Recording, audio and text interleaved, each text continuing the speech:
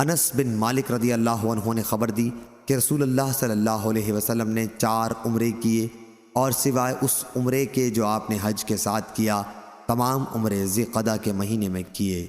حدیبیہ کا عمرہ بھی آپ ذی القعدہ کے مہینے میں کرنے تشریف لے گئے، پھر دوسرے سال اس کی قضا میں آپ نے ذی القعدہ میں عمرہ کیا، اور ایک عمرہ جعرانہ سے آپ نے کیا تھا، جہاں غزوہ حنین کی غنیمت آپ نے تقسیم کی تھی، یہ بھی ذی القعدہ کے مہینے میں کیا تھا، اور ایک عمرہ حج کے ساتھ کیا جو ذی الحج میں کیا تھا۔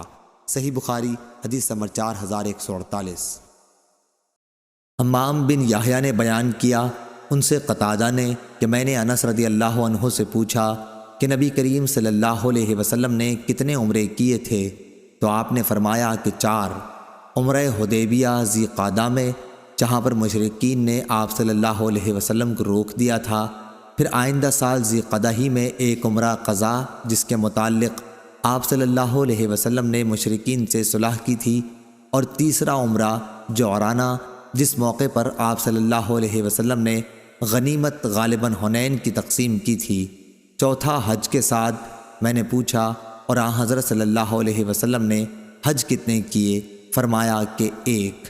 صحیح بخاری حدیث نمبر 1778۔